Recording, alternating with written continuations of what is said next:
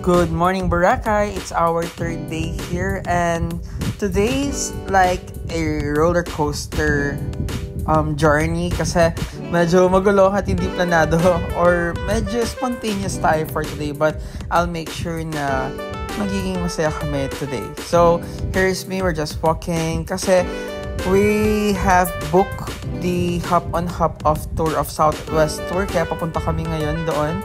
And finally, once we got our cards, sumakay na kami agad-agad dun sa parang mga bus ito, wherein meron siyang 19 spots. Tapos dun sa 19 spots na yon, pwede kang maghintay na lang nung next bus para makasakay ka. By the way, yan yung bahay daw ni Heart Evangelista based sa TikTok. So first stop namin is Puka Beach.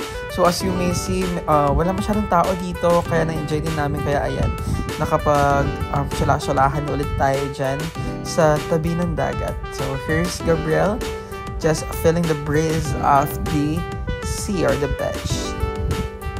At syempre, papahuli ba tayo? So here's me wearing an olive like colored top from Shopee. Baka naman. So after nung aming tour na yon, bumalik kami sa hotel kasi gusto namin mag-refresh, and then we decided na hala, sayang yung 18 spots, pero hindi na kami magtutour. So we're just gonna enjoy our last hours here sa Boracay, dito sa D-Mall, sa White Beach mismo. Kaya we're just roaming around, very spontaneous, and of course, since very exhausting yung mga nangyari, kumain kami sa Mang Inasal at naka-4 akong rice. At hindi ko naman in-expect kasi na magkakaroon pa ng mga ibang ganap after namin kumain, kasi ano pag-usap-usapan is chill na lang, enjoy, tapos wait na lang yung sunset, panoorin lang namin. Di ko naman alam na kukuha pa pala ng paddleboard at mga mima. Kailangan pa pala mag-picture-picture dito. Kaya later makikita nyo yung chan ko. Diyos ko, bural na bural mga ati. So ayan tayo. Ayan, topless tayo. Siyempre maliligo. Ayan, sa White Beach sa Boracay. Diyos ko nga chan.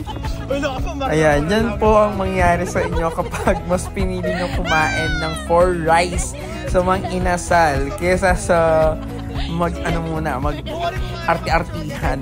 Ayan, para maganda tayo sa picture. Pero sis, alam nyo naman ako, gusto ko lang yung nag-enjoy talaga ako. Kaya nung nakita ko talaga yung Mang Inasal, sis, tapos may onion rice, may onion soup, naku naman, talagang in-enjoy. Tsaka kaya ayan tayo, wala tayong maayos sa picture. Isa pa to, tingnan niya daw. Diyos ko naman, hindi na rin makakyat. Maling-mali talaga na kumain kami sa Mang Inasal. Tapos, nagrenta ng Naku naman, hindi na kaya mag-balance. Nagmulat pa. So, ayan na yung sunset. So, hinintay namin yan. We're just enjoying the last hours here sa Boracay tour namin. And here's Gab.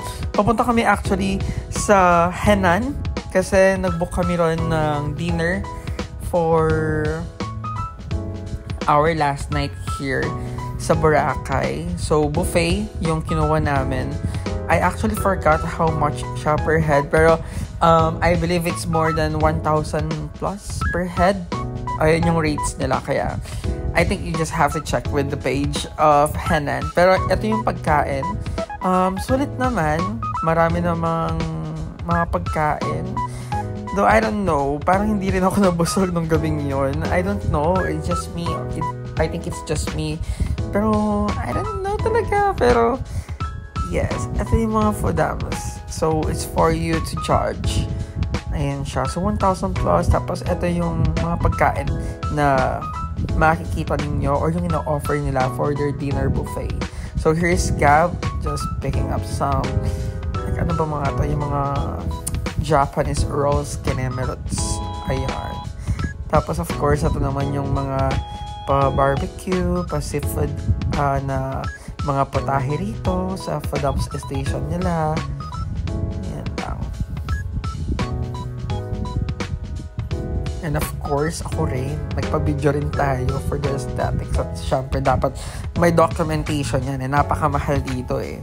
So, ayun lang guys. Thank you for watching.